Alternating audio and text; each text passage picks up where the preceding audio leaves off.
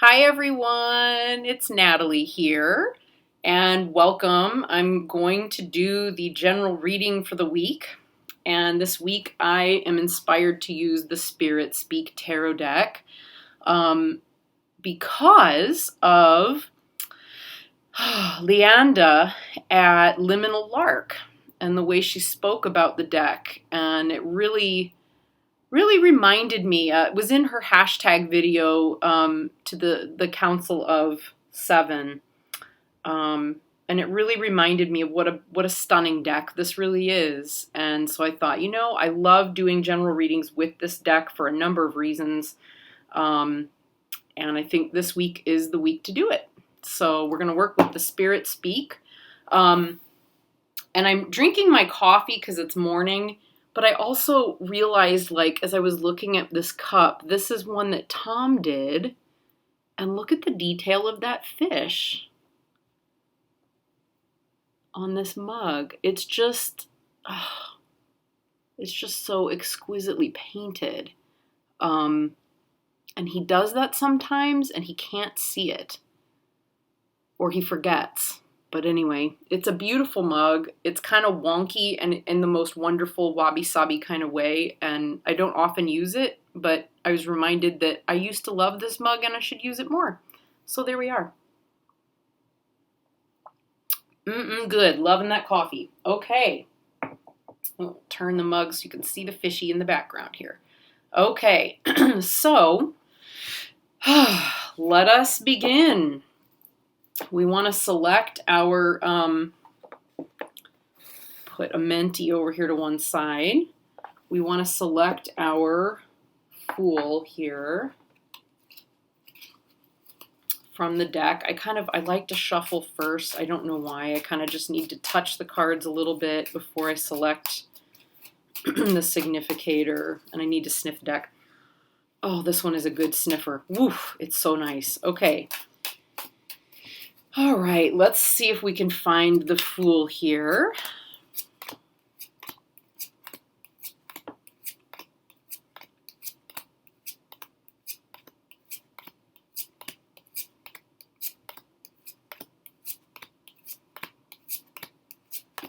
There she is. Well, it's still a they. This is definitely not a gendered Fool. And I like to read the Fool, as you know, as a they, so that we're all included in that. Male, female,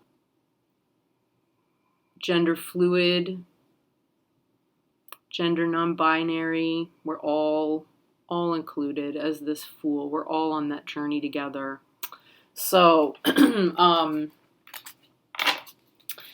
I also want to clarify. So this first part that I do, where we shuffle the Fool in and then we set up the four piles, is called the first operation. And you can use the first operation all by itself, by the way. If you're a reader, you do not have to only use it with the general reading. You could use it before doing any spread, just as a way of grounding the reading and getting a sense of how best to proceed with it, how best to use the information and move forward. So with that said, I really should have worn black and white instead of navy and white today.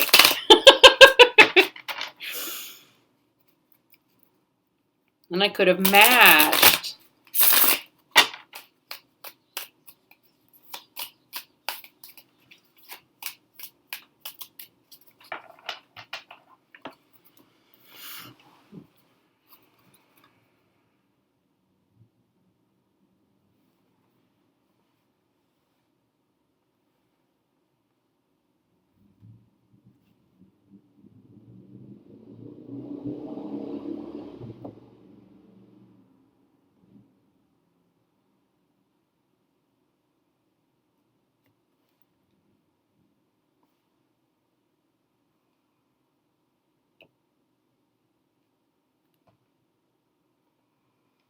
So I'm going to go to this pile first, just as a reminder, because we haven't talked about this for a little while. This is the Wands pile, the Cups pile, the Swords pile, and the Pentacles pile.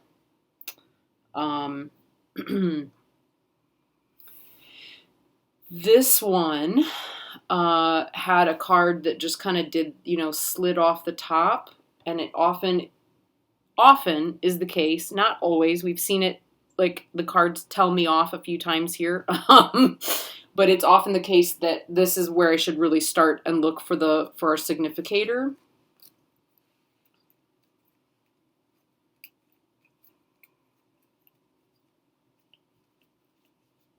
And it's not. Okay. It's usually the case when I do the videos here. It is not where it's going to be. When I read for people, it frequently is. So it's not a cups week.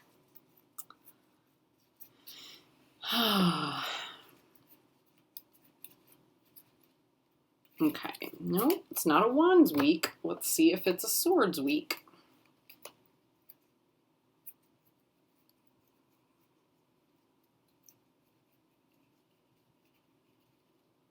No. Naturally, my friends, we've come to expect this. The Pentacles pile is the winning pile this week because of the process of elimination, and it is also the pile that is stacked the highest. And there it is. There's the Fool right there at the bottom of the pile. So, yeah, fun times. All right. So our Fool is in the Pentacles pile. So with the Fool in the Pentacles pile, it means that whatever comes up in our reading this week, the focus will, or the underlying issues, the underlying theme on some level for all of us will be to do with the Pentacles. It'll be to do with earth. It will be to do with things that ground us to the earth.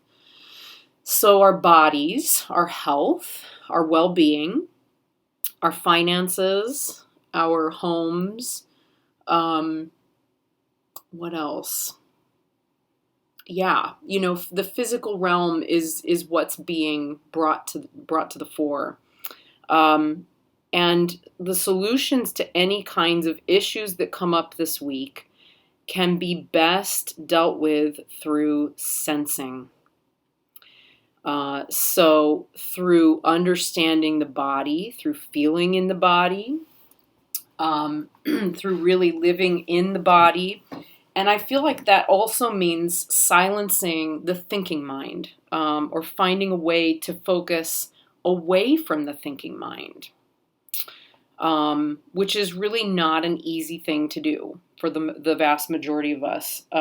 I was just talking to a friend yesterday, and we were talking about how difficult it is to focus away from the thinking mind, because we're all convinced, or the two of us that were talking anyway, feel like we're so easily convinced that we know what we're talking about. We know what we're thinking, we know what we're intending, and so on.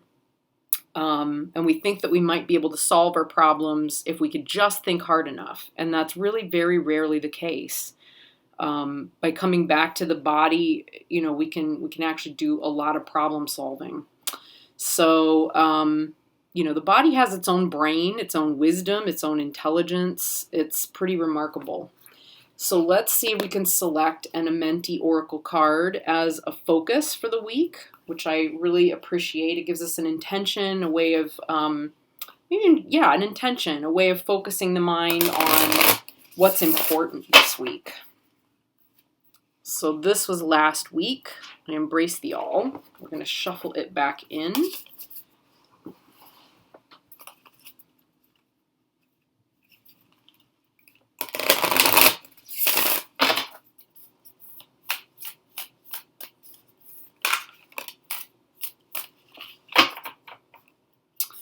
Wow. Okay, so our card for this week is I Follow My Inner Guidance. What a wonderful message, and how beautifully does that go with the Pentacles pile.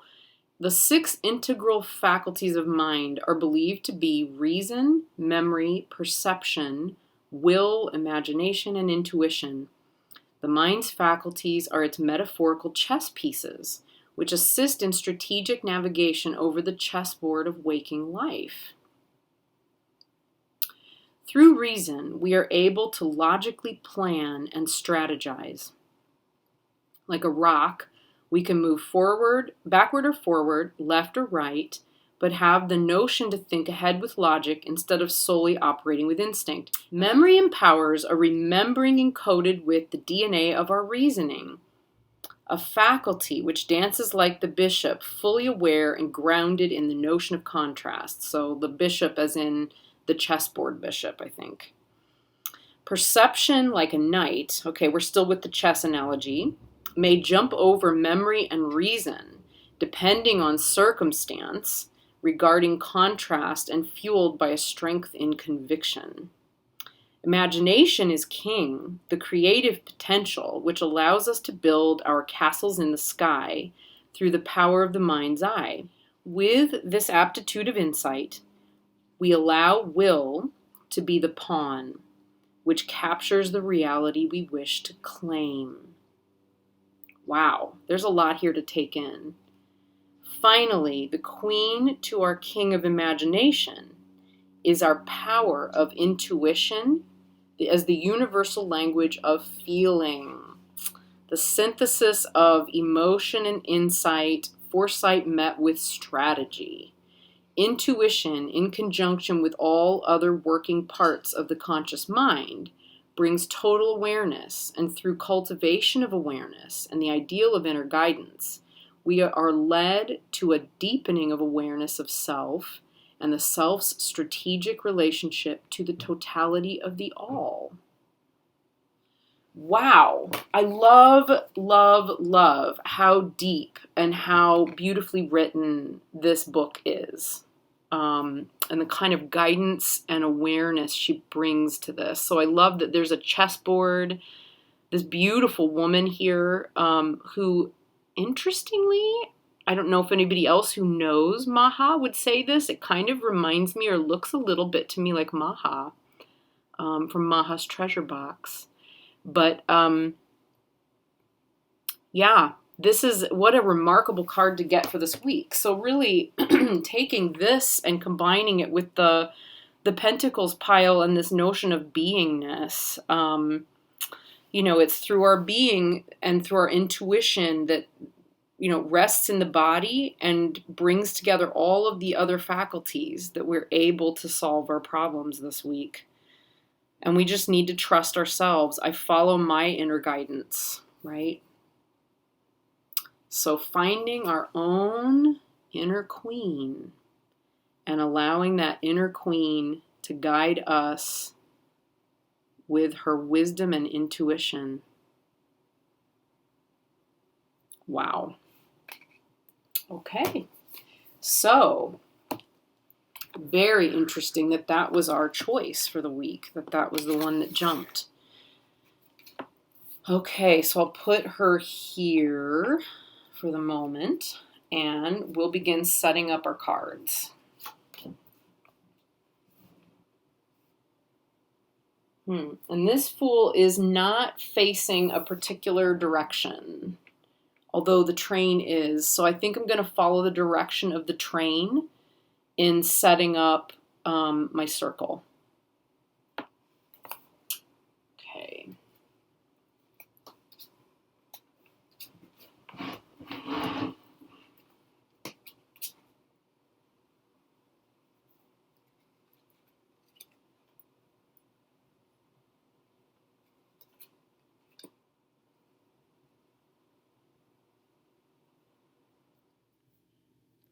Okay, so we're back and ready to count the cards. So we're starting with the Fool and we're going clockwise this time. So with the Fool, we're going to count 3 because the Fool is an elemental card. Starting with the Fool is 1, 1, 2, 3. So our first card is the King of Cups.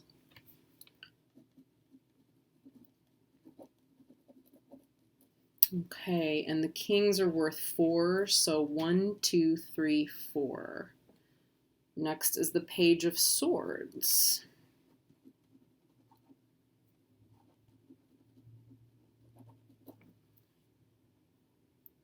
Okay, pages are different. Pages are worth 7. Yep, pages are 7. Just double checking my little sheet there, my little cheat sheet. So 1, 2, 3, 4, 5, 6, 7. Next one is the world.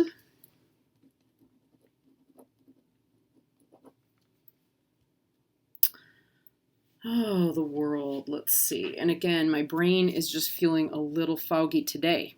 So I'm using my cheat sheet. It's really helpful to have a cheat sheet for this one because it's a lot of different numbers to remember.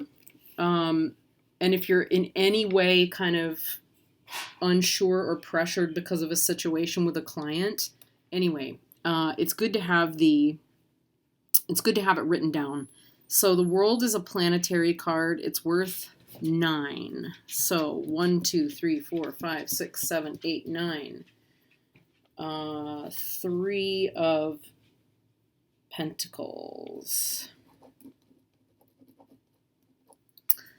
And partners that go through the house with political podcasts on speakerphone is exactly why I need cheat sheets.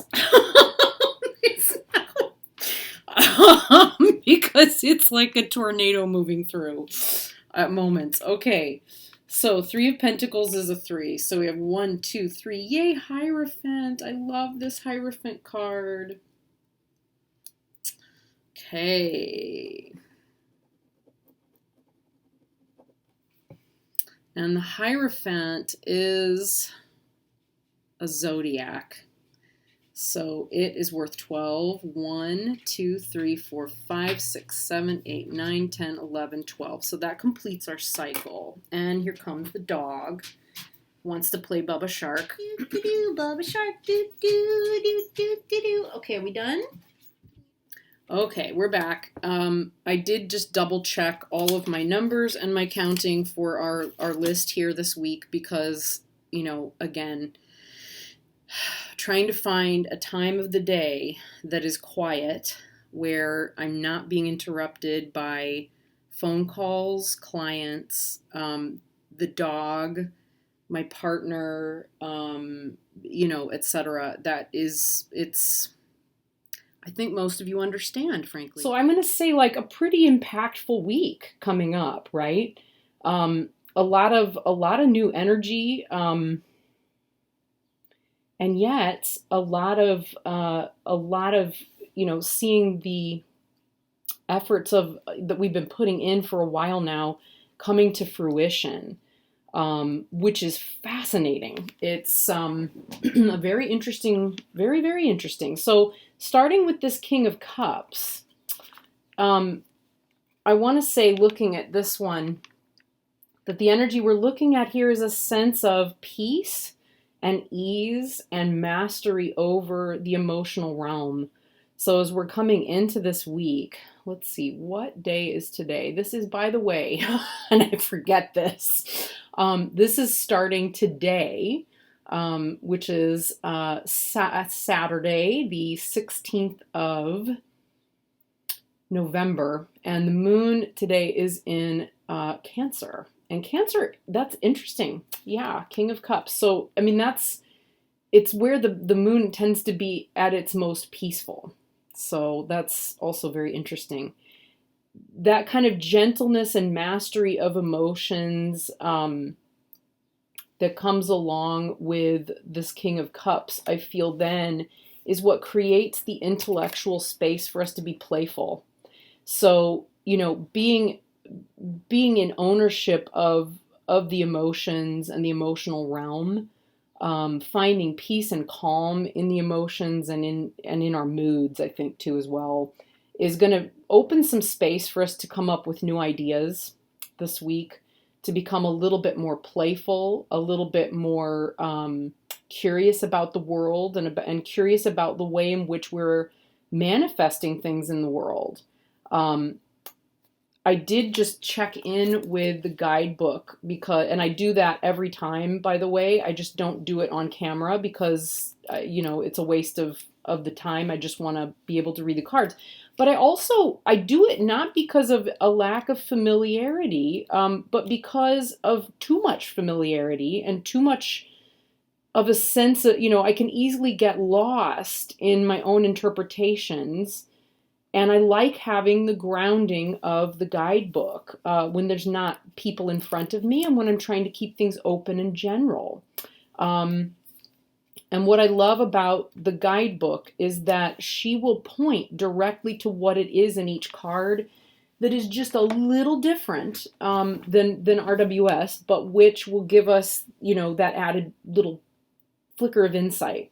She mentions in the Page of Swords, and I'm just going to put him right here. She mentions in the Page of Swords this checkerboard, which, interestingly, goes along beautifully with our focus this week of following the inner guidance. And she talks about this checkerboard being that sort of play space for testing out our ideas. Playing with ideas, deciding whether they're the right thing. Well, in order to play with an idea, we have to take it out of the mind and out of the mental realm and bring it into the physical realm. So that brings us back to that Pentacles pile at the beginning. So finding the way to move from, this emotional stability, which tends to be, at least for me, is often where I do find that sense of play and playfulness. And into this realm of ideas where we have that freedom to play and then be in our bodies and, test things out in a more actual physical sense, I think is where we're headed with that. I'm going to put her back here for a moment. Then that takes us to the sort of highlight of the week and really of the reading, which is that we're going to find this week, I feel strongly, that all of the effort that we've been putting in towards building stability physically, in our health, in our finances, in, it feels like health and finances, possibly with just the physical realm. Maybe it could be, that people have been working on some kind of project around the house, building a house, which is kind of interesting with this Three of Pentacles here. This is going to come to a fruition of some kind this week. She talks in the book here about this being like winning the trophy, right? Winning the prize, winning the jewels, getting all the stuff done. And when we apply the world to, this card to the, specifically to the physical realm, we're looking at an accomplishment that, in terms of 3D material reality. So it would be maybe meeting a weight loss goal could be a thing, for example. It could be meeting some health goals that you've had in terms of getting some numbers down with the doctor. It could be, it could really go into any of those areas, right? A fitness goal. Those are the things that pop to mind. The first, of course, was like, finances and just feeling good physically. But yeah, all the stuff, all those areas, maybe the ones that are related here. And that will then tell us where we need to go next, right? When you hit a goal, it changes the game, right? It changes the game. And so here is where I'm seeing that kind of paralleled or matched, interestingly. Sometimes I have to get into the reading to know how these all flow together, right? But this Page of Swords, we have the diamonds here. I see the diamonds carrying over onto this card as well. We've also got a hand. We've got, several hands here as well. What I'm getting from that is that the ideas and the playfulness that we found at the beginning of the week or towards the beginning of the week is going to be, through the realization of some goals, it's going to tell us how to manifest that, what actions to take. So literally, what actions do I need to take the energy that I found in the Page of Swords with new ideas and turn that into the next thing? Because I've met this goal, so now what, right? What comes next? And the Three of Pence is a great card, for building things, for creating something new. And she doesn't really talk so much about the collaborative aspect of it in this book, but at least I don't think so. I'm going to double check that real quick. Let's look. I say that I didn't actually double check. Here it is. Oh, look at that, teamwork. You see, this is why we need that. Hard work, determination, and most of all, teamwork. This card represents working well with others. So, okay, so how do I take, but I think what it is, I'm not feeling the others quite so much. We'll take it as we will, right? We'll take it as we will. This Page of Swords, I feel, is mostly us. It's taking the ideas, playing with them in the physical realm, reaching some goals, and then realizing that new actions need to be taken.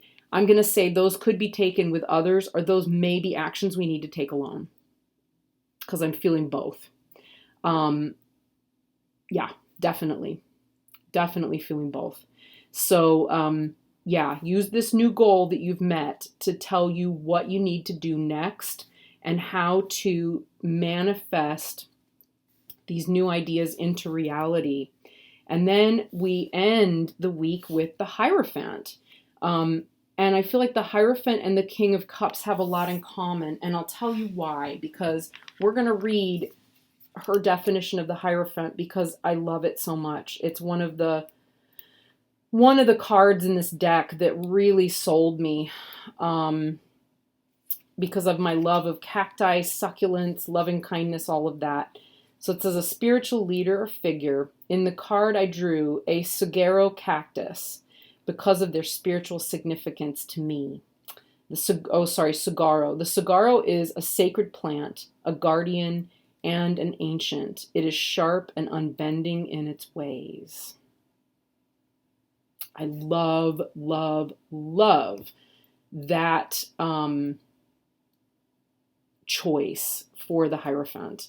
When we look at the Hierophant and this beautiful queen, following our inner guidance with relationship to all of these things is so critical. And the Hierophant, I love what she says here, it's a sacred plant guardian. It's sharp and unbending in its ways, right? So I don't feel like we're looking to find someone else as the Hierophant. I generally tend to say, okay, who is the Hierophant in us? And certainly the I Follow My Inner Guidance card this week tells me that what we're looking to do is to find our own inner Hierophant. We're again trusting our inner guidance, looking into our own heart space to know deeply what's right, what happens next. So as you're building, and that's probably also why I'm not getting so much about teamwork, but even if you are building through teamwork in some fashion, I'm going to say as you collaborate with others, this becomes even more important. Because as you collaborate with others, especially, there's a lot of INFJ energy in the tarot community, and I think that's understandable. I fall prey to this myself. Everyone else has this goal or this idea, and I need to find the way to go along with it, facilitate it, or make it better, right? That tends to be how I view things. That's not always the best thing to do, right? It really isn't. Sometimes what you really have to do is hold your ground. And, the cactus has all of these lovely little thorns on it that prickle and tell you in the most wonderful way, okay, there's a boundary here. You are not getting to the heart of my succulents here without having to cross that boundary, and it's possibly going to hurt. So in that case, you might want to be very careful about how you engage, right? Or if you're engaging with a cactus. So allowing for a little bit of that gentle kind of, no, that's not what I said. No, that's not where I was seeing this going. Or no, that's not what I asked for, may become very, very important this week. Very, very important. So holding that inner vision and also, that inner succulence. She uses a lot of references to succulent plants in this deck. And something I love about succulent plants, and I wonder if it's on the second, is there a second page for the Hierophant? Yes, there is. Look at that. They can survive. I was like, I'm sure I'm missing something here. They can survive in a sometimes dire environment devoid of water, but inside they are a well. I look to that imagery as an example of how I want to have my own power in the world. I want to be so strong in myself that I am a fertile well. Even when the environment around me is void of water, it should really be devoid. Sorry, English teacher there. Devoid of water, which brings all life, I can be unmoving and unbending in my inner strength. Okay. So, part of collaborating with others and part of reaching goals is also about making sure that, like a succulent, you are well nourished from the inside out. So we can't actually follow our inner guidance without nourishing and nurturing our own inner well and our own inner heart space, which is beautiful. I have a dog's head in my lap right now because he wants to take a WALK. He's not learned to spell that yet. So